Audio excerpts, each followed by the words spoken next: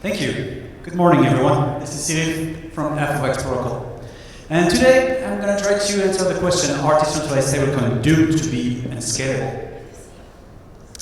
The current stablecoin market is at its peak. It's about $234 billion right now.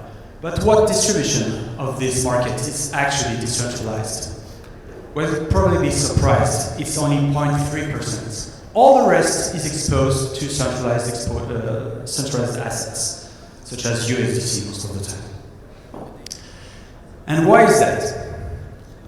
Well, the first reason, in my opinion, is that while we built the most trustless network with Ethereum, most of the market still relies on the old trust model.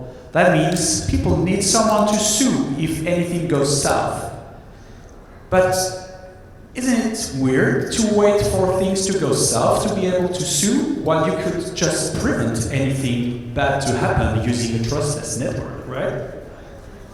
So this paradigm is probably about to change.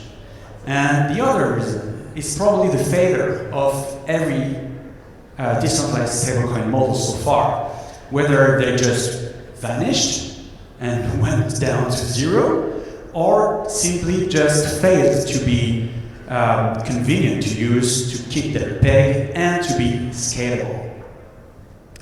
Now let me introduce you FXUSD. FXUSD is FX Protocol's decentralized stablecoin. It's a reserve-backed stablecoin, making it very capital efficient, but I'll dive deeper into that in a couple of minutes. It's 100% on-chain. Yeah, I said it's a decentralized stablecoin. It's 100% on-chain. You don't have to trust anyone.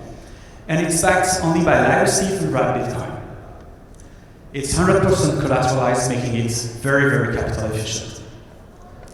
And it has a perfect peg by design, and I explain why and how different it is from any other previous models.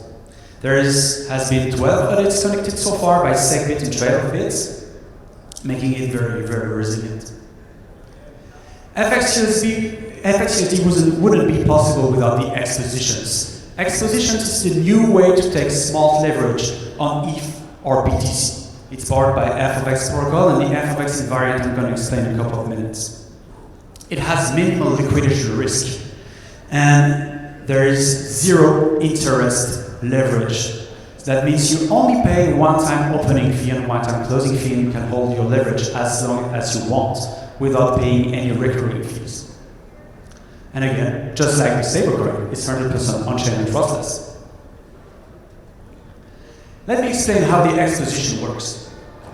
So let's say you want to take a 5x leverage on ETH. So you're that little guy on the left. You only have $200 of ETH or CETH, whatever. It's going to be converted to CETH and put into the FX reserve. So you only have $200, but you want to take 5x. So that means you want a $1,000 exposure, right? So the protocol will need to find the $800 missing. To do so, it's going to do a flash loan and borrow $800 of CETH to put them in the reserve as collateral. So now there's $100 of collateral, and the protocol will be able to mint and open your exposition worth $200 and to mint $800 worth of FXUSD to instantly repay the flash loan. So now the protocol has $100 worth of CETH in the reserve. You have an exposition worth $200, but that will give you the exposure of the whole reserve, meaning $1,000. And there's $800 of FXUSD on the market. So now, if the price of ETH raises by 10%, the reserve value is now worth $1,100. The value of the FXUSD is still $800, obviously, because that's a stablecoin, right? And if you use the FX invariant, you can just calculate the difference to find the value of your exposition, which is now worth $300. That means when the price of ETH raises by 10%, the price, your exposition value raised by 50%, giving you a 5x leverage. But you may think, okay, so if FXUSD is sold in the process, how can FXUSD keep its peg? Did you ask yourself this question? Yeah, I'm sure you did. And I'm going to answer it. So how do we handle FXUSD's peg? There's 4 different stability mechanisms. The first one is what we call the stability. That's the first peg keeping mechanism. The stability pool is the main FX protocol stable strategy. It will accept both FXUSD and USDC, and it will harness different yield sources. The first one is the exposition fees. Remember, it's zero interest loans, but it has one-time opening and closing fees. And most of these fees goes to the stability pool. And the ETH positions are backed by RepStake ETH, that generates almost 3% APR. Most of this yield also goes to the stability pool. And you can also opt for FX and emissions, which is our governance token, which is also revenue sharing, if you prefer. But if you think of it, this stable strategy is a strategy that earns RepStake ETH with stable coins, because even the BTC fees are converted to RepStake ETH. So it's a good way to accumulate ETH if you want to, with your stable coins. And the role of the stability pool is to peg keep FXUSD. So each time FXUSD is traded below 0.997, the USDC from the stability pool will arb the peg and put it back to 1. But it may not be enough. At some point, the stability pool could lack of USDC. So there's a second mechanism. Each time the EMA 42 minutes of FXUSD reaches 0.998, that means there's a small TPEG starts to be a little too long. The protocol enters what I call the TPEG mode. And at that moment, no one can open new X positions. That means there's no further selling pressure on FXUSD. And in that specific condition, every X position gets a funding applied, but it's very temporary. At that point, every X position starts paying the USDC borrowing cost on RV, and this fee goes straight to the stability pool. So it instantly brings something like 15 to 20% APR in RepStake ETH to the stability pool, thus attracting you and fresh USDC to arb the peg. But if it's not enough, because in DeFi you always have to prevent anything that could happen. And if it's not enough, if FXUSD is still depegged, you can redeem it against the collateral at 1 Oracle price minus a 0.5% redeeming fee, thus having a hard floor price for FXUSD of 0.995. And this is how FXUSD stays perfectly pegged to the dollar. Now let me introduce FXSafe. So you may have understood that the stability pool is a pretty attractive strategy to farm ETH with stablecoins. And we very recently tokenized it. So that's an auto-compounding stability pool. FXSafe is kind of a yield-bearing stablecoin in a way. And we launched it like 2 to 3 weeks ago, and it quickly became the first yield-bearing stablecoin according to stableyields.info. And it actually yields something like 9% APY or something like that, and it captured 22 millions in just a couple of weeks. Again, it's 100% organic yield. There's no points or token emissions involved into FXSafe. It's purely yield generated by the protocol. And it's already integrated pretty much everywhere. It's already live on Pendle, it's live on Morpho. The Morpho Vault was launched 4 days ago and crossed 1.2 million USDC supply yesterday. And it's also live on Spectra if you want to speculate on the YT, for instance, because you can see like the FXSafe strategy is a bet on volatility. The more volatility there is on the market, the more fees FX protocol generates and the more yield for the stable strategy. So if you want to bet on volatility, you can look at the Pendle YTs, for instance. I told you earlier that X positions protects you from liquidations. We have this mechanism called the liquidation break. Let me explain quickly how it works. So the liquidation break is absolutely unique in DeFi. It prevents any hard liquidation on your leverage position. And the way it works is that it will trigger when your position reaches 88% LTV. Whenever your position crosses 88% LTV, the liquidation break will just sell the lowest portion of your position to put it back at 88% LTV so that you never reach the hard liquidation LTV of 95%. Let's take an example. Let's say you take your 5x position when ETH is worth 2,500. I did this slide a little while ago. The liquidation break would trigger at 2,273, and the hard liquidation would happen at 2,105.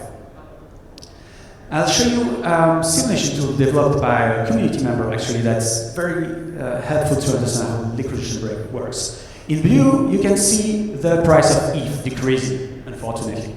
In yellow, that's the liquidation break line, and in red, that's the hard liquidation. And you see when the price reaches the liquidation break, the hard liquidation also goes down, so that you never reach the hard liquidation, and you can recover with the price recovery as well. This is the liquidation break. And this unique feature allowed us to have decentralized stablecoin with up to 95% LTV, which is absolutely unseen on Ethereum mainnet. So far we achieved, as I told you, to be the best yielding yield-bearing stablecoin while being 100% organic and on-chain. And we gathered 22 million in just 2 weeks into FX Safe. Yeah, that's what I did. So best yield around DeFi, 100% organic, no trust assumption. And I'm very proud to say that there was zero liquidation on FX protocol over the past 90 days, despite having 60 million TVL. So let me tell you a little bit about the roadmap. So we're about to release FX Mint, which is going to be like more of a CDP experience that will not only let you take directional leverage, but also just simply mint FXUSD against your wrapped Bitcoin and Steve. We're about to deploy the protocol on Base as well to bring higher leverage and lower transaction fees. Limit orders are in the pipeline as well to give a better trading experience on the X positions, as well as short positions with the same value proposition of one-time fee and minimal liquidation risk. And finally, we're working on to enhance the price execution of X positions to give a similar to SEX experience while staying 100% on-chain. That's it. FMX protocol, trade smart, earn more, sleep well. I was Cyrille, and if you have any question, feel free to reach out in the room. I stay around. Or maybe, I don't know if I still have a little time for questions here. I don't know if there's someone can tell me. Yeah, go for it. Hello.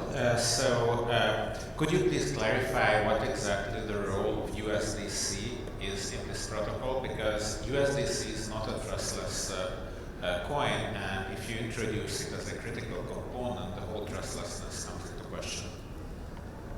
Thank you very much. That's an awesome question. Thank you very much. The role of USDC here is just to arb the peg of FXUSD. It's not.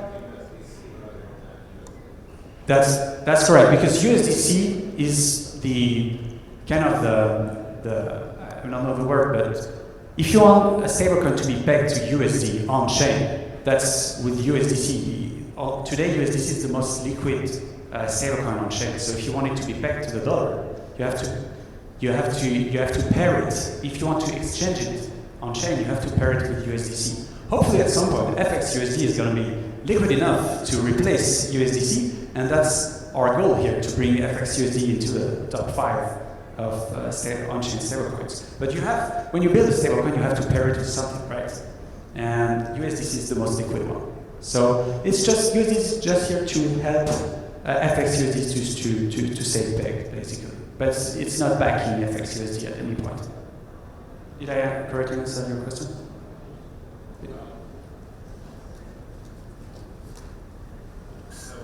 Well, first of all, so basically it means that FXUSD is pegged to USDC, so you're using USDC as a price oracle for the US dollar. And I think it's a bit risky, so USDC has already unpegged once, so it was in March 2023, I believe, when the Silicon Valley Bank collapsed with 7% of their reserves in it. And also, as far as I know, the most liquid stablecoin is USDT, but not USDC. Yeah, good point. USDT is the most liquid stablecoin, but not on-chain. On-chain, on Ethereum, that's USDC. But actually, FXUSD is pegged to the dollar at the oracle price. That means when you mint FXUSD, it's minted at the dollar price of the oracle against ETH or wrapped Bitcoin. not the USDC price. But if you want to exchange USDC, you have to build on-chain liquidity for it. And the most liquid stablecoin to pair with, to build that on-chain liquidity so that people can buy and sell FXUSD is USDC. This is why we used it so far. At some point, we hope to become the alternative to USDC. Is there any other question? Otherwise, I'll be around and grab a coffee. Feel free to reach out. Thank you very much. Have a good day.